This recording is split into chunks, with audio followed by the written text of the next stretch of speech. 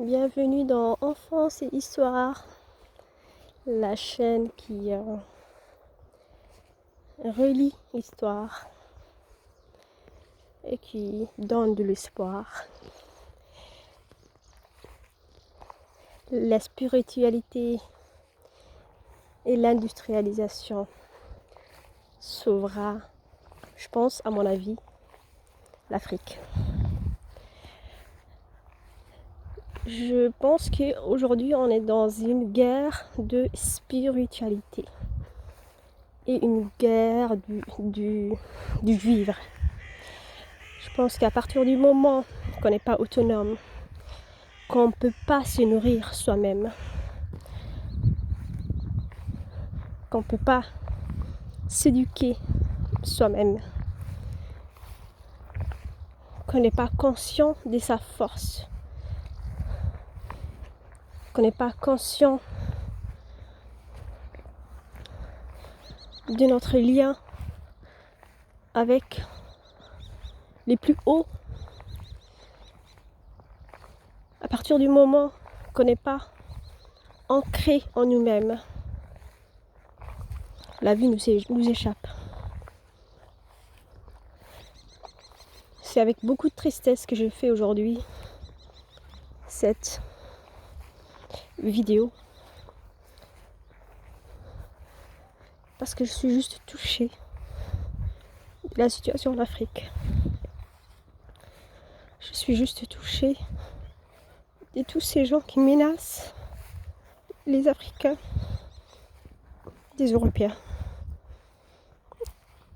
Je suis très touchée et très triste. Je pense que le premier, malgré ma tristesse et malgré notre tristesse, nous Africains, il faut quand même qu'on soit honnête et qu'on sache la cause de nos problèmes. Pourquoi les Européens, les élites européens, pourquoi ils pensent qu'ils sont supérieurs aux Africains? Pourquoi? Je pense que parce que on a été trahis, on a été trompés, on a été manipulés, on nous a volé notre histoire, on a effacé l'histoire de l'Afrique. Et je pense qu'il est temps que les Africains récréent leur histoire. On peut dire, je pense qu'on a au moins quelques auteurs africains qui existent. Il faut qu'on s'associe. Je crois que vous allez m'excuser parce que mon discours est un peu trop décousu, parce que j'ai vraiment pas le temps de faire en ce moment des jolis discours. Mais je vous parle avec tout mon cœur. Et je veux parler, pas seulement aux Africains, mais à tous les gens qui peuvent être touchés par l'injustice. Je parle surtout pour la guerre au Niger, la guerre au Mali. Je ne suis pas nigérienne, je ne suis pas malienne. Je suis africaine et je me sens africaine. Et je pense que c'est une guerre spirituelle. J'essaie en ce moment de relire les livres religieux, peu importe quelle religion vous pensez appartenir, peu importe si vous vous sentez chrétien, si vous êtes chrétien, si vous êtes juif, si vous êtes musulman, peu importe. Je pense que je parle, même en dehors des Africains, j'aurais dit, mais là, je parlais des Africains. Je pense qu'il y a plus de choses qui nous rassemblent que des choses qui nous séparent. Je pense qu'on est africain avant tout. On est prolétaire avant tout. On est pauvre depuis des siècles.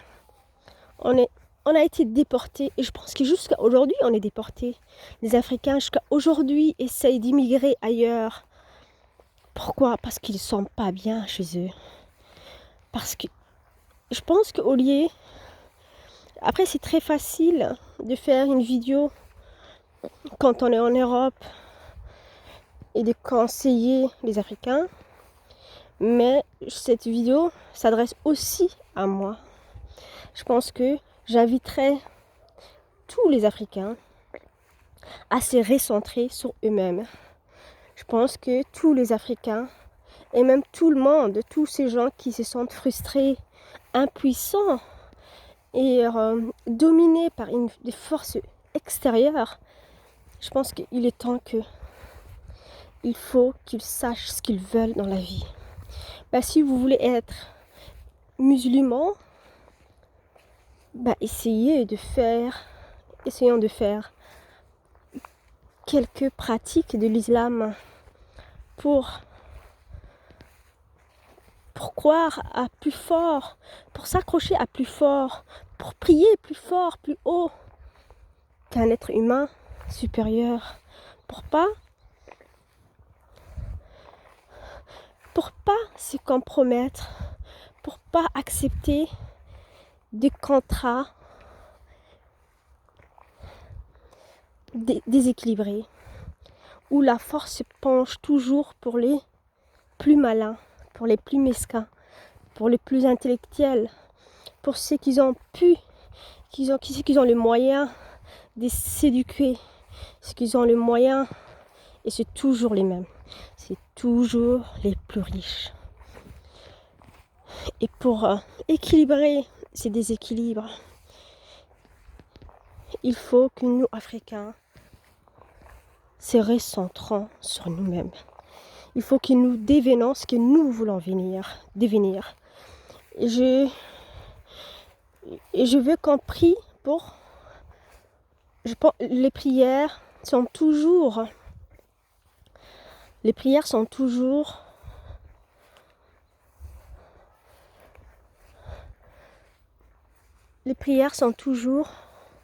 valides quand elles sont sincères et quand on n'a pas d'autres moyens.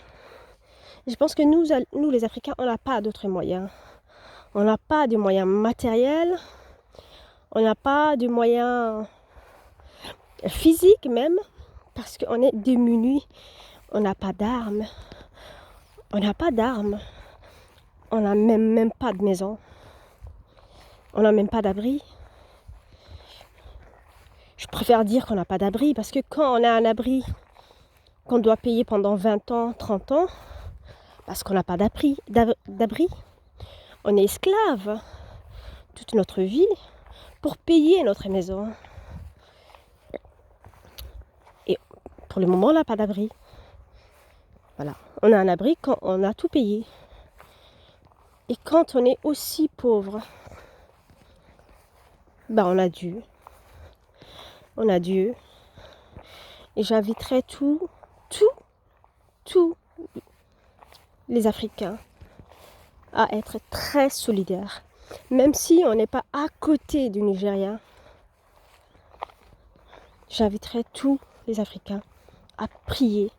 Parce que Dieu entend même chacun dans son isolation. J'invite tous les Africains à croire en Dieu. Parce qu'on n'a pas le choix. Je sais que tous les Africains croient en Dieu.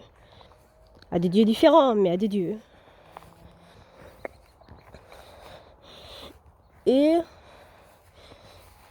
je pense que c'est la seule solution.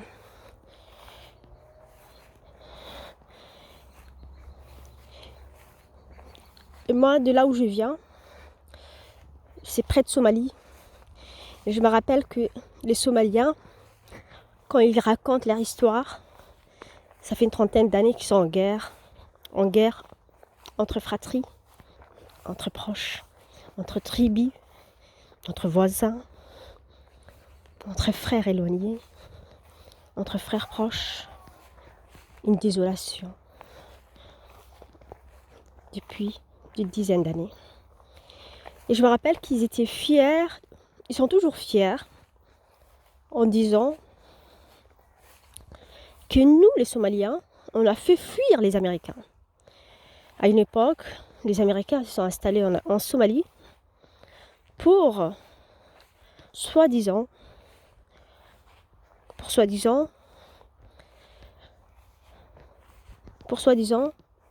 demander aux Somaliens de faire la paix. Voilà, c'est toujours les gentils gendarmes occidentaux, ceux-là qui se prennent pour supérieurs, qui vont toujours nous envoyer des gentils militaires pour nous dire « Oh, les pauvres barbares africains, vous les barbares africains, s'il vous plaît, pardonnez-vous les uns les autres. » Et il y a un groupe, soi-disant, de terroristes somaliens qui ont fait fuir, soi-disant, les Américains. Et les Américains eux-mêmes ont dit qu'il n'y a rien à faire. Ces groupes dominent la Somalie. Et depuis, c'est un champ libre à la guerre. C'est le puits de la guerre. C'est le puits de la guerre. Tu peux avoir une fusil dans le dos d'un moment à l'autre. Il peut y avoir un marché qui explose, une école qui explose parce qu'il y a 3 filles qui vont à l'école, parce qu'ils sont contre les filles à l'école. Ils sont contre plein de choses de la religion qu'eux-mêmes ont fabriquée. Et sous prétexte qu'ils défendent l'islam. Je ne sais pas quel islam c'est, mais bon. Je dirais juste la sauvagerie. Mais ces groupes que moi je pense et que beaucoup de même Somaliens pensent que maintenant, avec le recul, qui s'est fabriqué par les Américains parce qu'ils sont sortis à peu près au même moment, c'est des Somaliens. Et moi, il y a nous, on a un pays voisin de la Somalie et nos soi-disant présidents envoient des militaires en Somalie pour soi-disant, je dis soi-disant parce que en fait tout ça, j'ai l'impression que c'est piloté par les Occidentaux. Et je pense pas, mais bon, je pense que voilà, nos présidents, ils ont tout intérêt à accepter tout ce que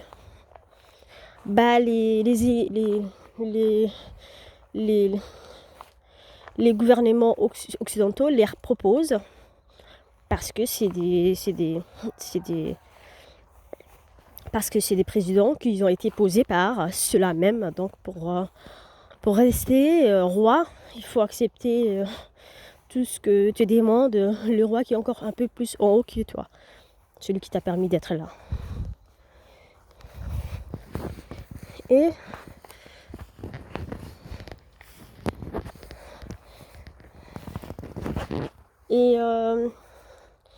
ces Somaliens, ils mettent la terreur partout. Et ils se disent que ces deux groupes djihadistes, islamistes, tous les istes. Et si vous voyez, ne serait-ce que leur tête, vous voyez que c'est rien du tout ça. Il y avait moi j'avais des cousins de la famille qui étaient militaires, qui s'étaient envoyés là-bas, qui nous ont raconté, qui disaient que ces gens, ils ont attrapé quelques-uns, ils disaient qu'ils sont incroyables, on dirait pas des Somaliens. Ils disaient que c'est souvent des très très jeunes enfants des 14 ans, de 15 ans. Et il disait que quand tu les attrapes, ils ne mangent pas avec toi, ils ne mangent pas, ils ne boivent pas, comme si on leur a donné des directives. Ils nous traitent de mécréants nous-mêmes. Et ils font des sortes des grèves de la faim pour que tu le relâches.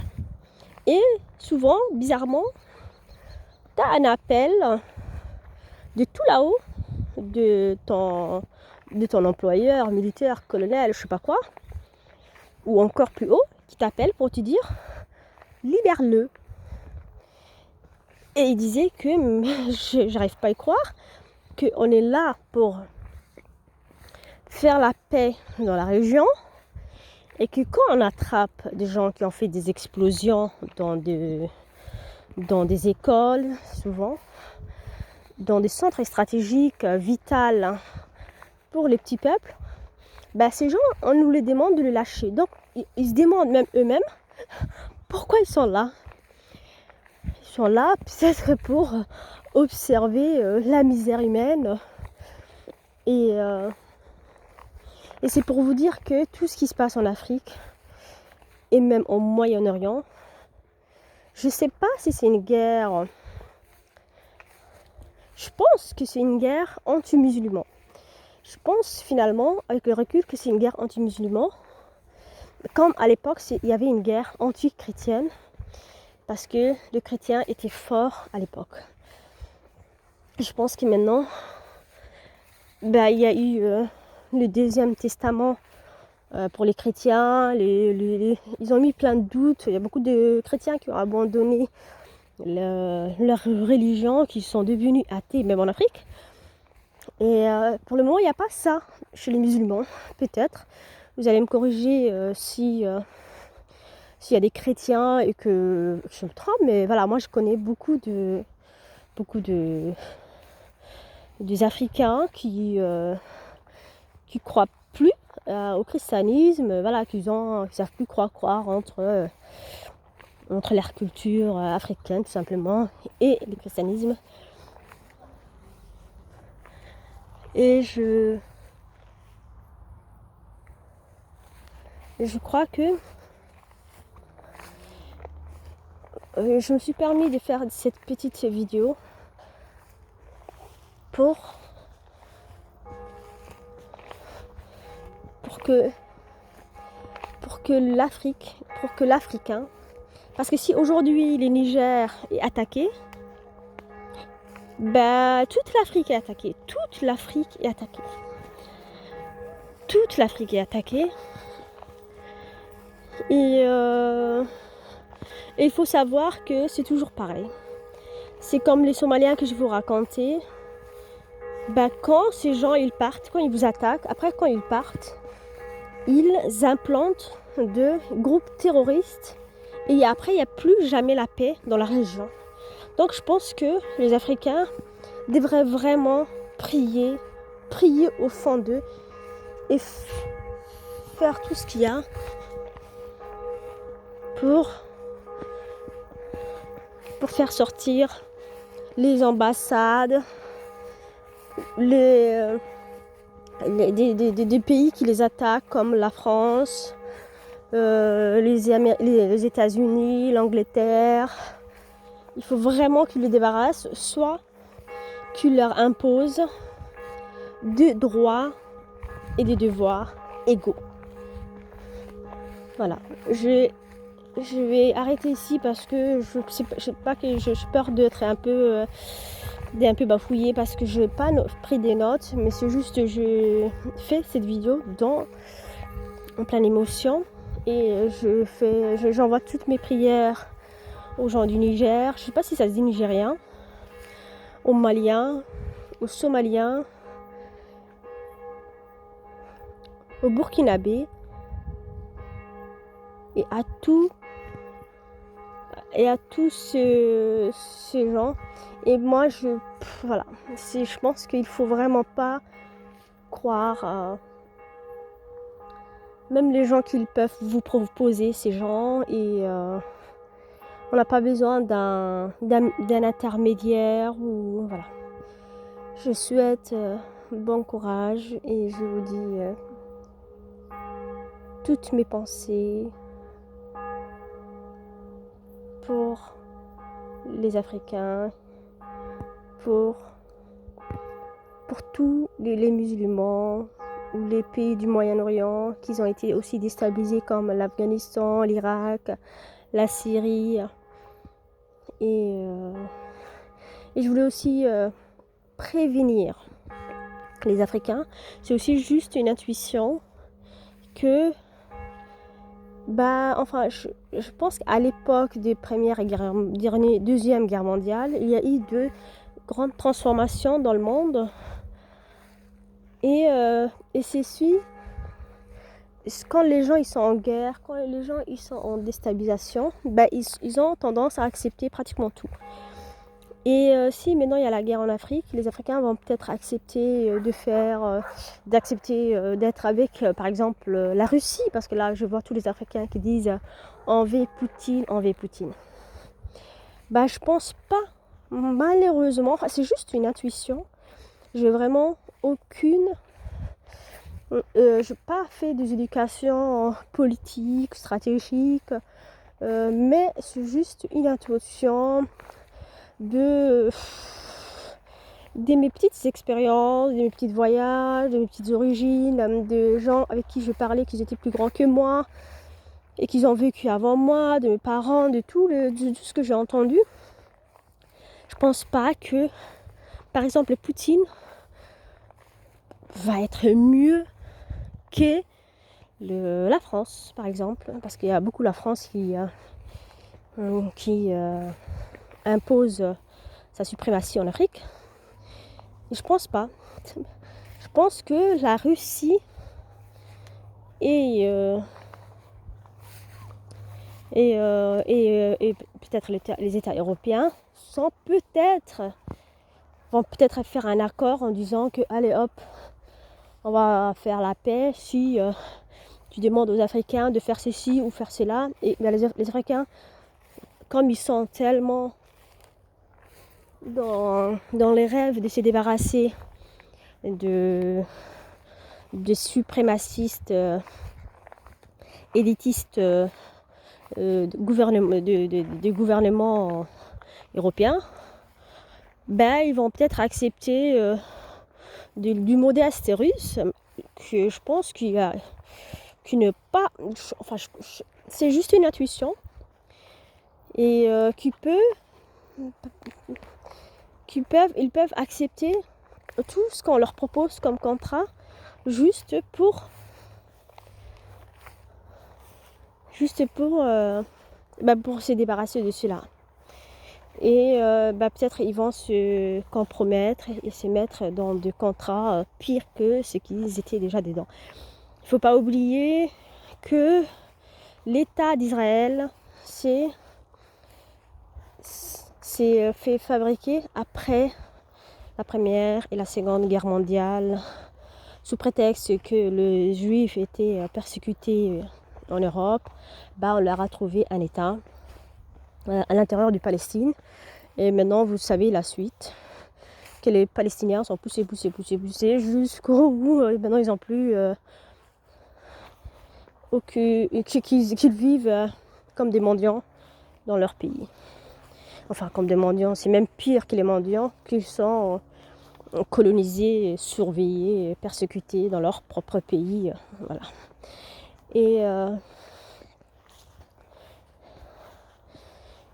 Et voilà. Peut-être, je ne sais pas ce qu'ils nous préparent, nous les Africains. Peut-être on va accepter que la Russie nous domine. La Russie va nous faire signer tout plein de documents, comme quoi qu'on va leur faire signer des choses qu'on ne comprend pas, comme d'habitude. Et puis après, on se retrouve dominé, colonisé par la Russie. Voilà, je pense que il faut peut-être utiliser la Russie, mais surtout les cerner. Je pense qu'il faut que les Africains cernent et parlent la même langue que ces pays qu'ils pensent que bon, je pense qu'on peut être sauvé que par soi-même. Voilà. Il faut que les Africains font très très attention, ils se sont fait beaucoup berner et qu'ils ne se font plus berner parce que je pense que l'histoire se joue aujourd'hui, ce qui va se passer les prochaines années vont se jouer aujourd'hui. Et je pense qu'on est tous acteurs. Voilà, il y a un proverbe chez moi qui dit que la vie est un théâtre et nous on est des acteurs. Alors je pense que Poutine, Macron, tout ça c'est des comédiens. Je pense qu'ils nous jouent des grandes scènes et que nous on est peut-être en train de nager dedans et que on peut faire confiance qu'à soi-même et que les Africains arrêtent de donner leur confiance naïvement à quelqu'un. Voilà, c'est pas parce que quelqu'un te tape dans le dos ou dans la tête que c'est forcément ton ami ou qu'il est forcément mieux que l'autre. Voilà, il faut vraiment prendre du recul et surtout prier. Je pense que la prière et la rétrospection sauvent. Je pense qu'il faut qu'on arrive à se nourrir par nous-mêmes, qu'on arrive à planter par nous-mêmes, qu'on arrive à être solidaire, à faire un jardin dans le quartier où tout le monde travaille, qu'on plante ensemble. Voilà, c'est peut-être un rêve, mais voilà, je pense que c'est en se rassemblant, en s'entraidant entre quartiers, entre villes, et qu'en refusant par exemple d'aider les gens qui vont attaquer et que les gens qui vont attaquer notre frère voisin passent par chez nous, que on va s'en sortir. Voilà, et vous allez m'excuser de ces petites vidéos nocturnes, c'est les seuls temps que j'ai pour faire une petite vidéo. Je vous remercie de m'avoir écouté et je vous souhaite beaucoup de chance. Au revoir.